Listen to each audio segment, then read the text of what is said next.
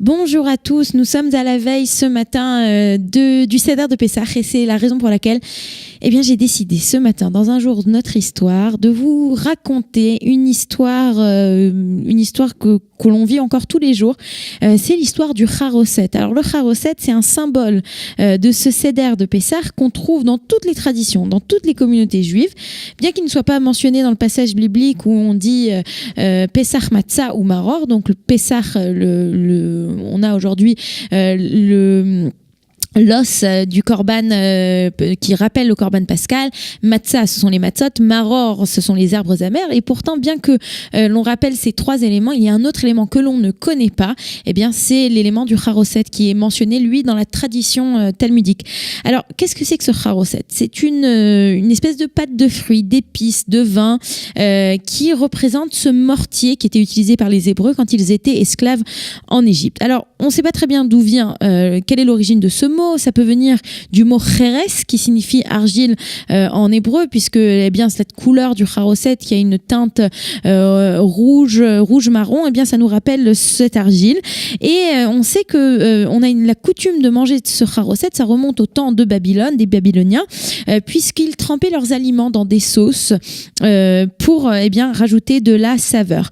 Alors, ce qui est intéressant, surtout dans notre histoire du charoset, c'est de s'intéresser pour quelques instants, regarder les différentes recettes de charoset de par le monde dans les traditions et ashkénazes et séfarades. Alors, par exemple, le Talmud, lui, nous donne comme instruction que ce charoset doit avoir un goût vif et une substance et une couleur similaire à celle de l'argile. Mais au niveau de la recette, le Talmud ne nous donne pas de définition très précise. Et c'est ainsi que les Ashkenazim, par exemple, ont tendance à utiliser des pommes, des amandes hachées, ou bien des noix, de la cannelle, du vin rouge, parfois quelques restes, des débris, pas des débris, mais des petits morceaux de matzah. Tandis que les Sfaradim et les habitants qui habitaient dans le Moyen-Orient, eux, ont tendance à utiliser des fruits qui poussaient sur la terre d'Israël. Donc par exemple des raisins, des figues, des dattes, des amandes, des grenades. Et puis au fil des années, on a eu des ajouts en fonction des pays. Alors c'est la raison pour laquelle on va en parler ce matin. Alors par exemple, les Juifs de l'île de Rhodes, donc les Juifs séfarades, eux utilisaient des dattes, des noix, du gingembre et du vin doux. Les Juifs de Salonique, en Grèce, c'est pas très loin, Rhodes et Salonique, eux, ils y ajoutaient des raisins secs. On a aussi les Juifs turcs qui rajoutent des oranges à leur charoset. Et puis si on continue un peu plus loin, les Juifs marocains, j'imagine qu'on a pas mal d'auditeurs qui se reconnaîtront, ont l'habitude de prendre cette pâte de charoset et de la rouler en boule. Et en fait, c'est un héritage des Juifs d'Espagne médiévale qui, eux, fabriquaient des boulettes de pommes, de fruits secs, d'amandes, de châtaignes cuites, de sucre et de cannelle, et qui arrosaient ces boulettes de vinaigre blanc avant de les servir. Les Juifs de Venise, si déjà on parle de la belle Venise, alors eux, ils utilisaient de la pâte de châtaigne, des dattes, des figues, des graines de pavot, des noix de Grenoble, des pignons de pin, des zestes d'orange, des abricots secs, des raisins secs, de l'eau de vie et du miel. Si on va en Ouzbékistan, les Juifs de Boukhara, eux, ont comme tradition d'utiliser des amandes, des dattes, des raisins secs, des pommes et du vin.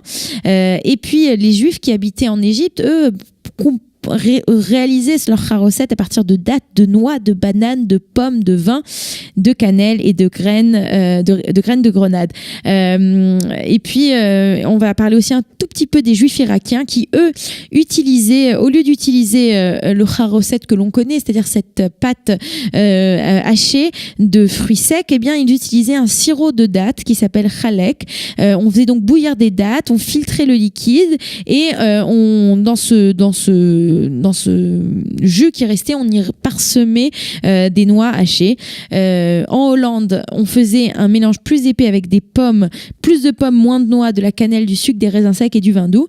Et c'est intéressant parce qu'en Guyane néerlandaise, les Juifs du Suriname, eux, ils mettaient 7 fruits et ils rajoutaient de la noix de coco à leur charoset. Vraiment, ça nous montre que les Juifs qui se sont baladés dans le monde entier, ont toujours rapporté la culture du pays aussi à leur assiette. Voilà, les juifs yéménites, c'était des dattes, des raisins secs, des amandes, des noix, des figues, des graines de sésame, des pommes, des graines de grenade, du jus de raisin, du gingembre, de la cannelle, de la cardamome, du clou de girofle et du poivre noir. Il faut pas oublier que le Yémen, eh bien, c'était à la croisée vraiment de cette route des épices, et donc c'était l'occasion de préparer tout cela.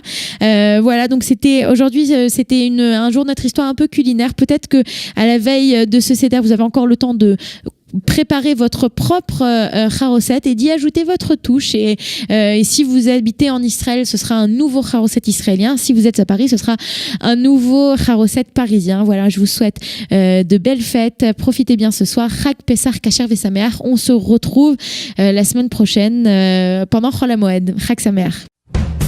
Vous aimez l'histoire juive ? Retrouvez Liana Gurfinkel dans Un jour notre histoire sur Studio Kalita, c'est tous les matins, pour découvrir ensemble les événements et les personnages qui ont fait notre histoire.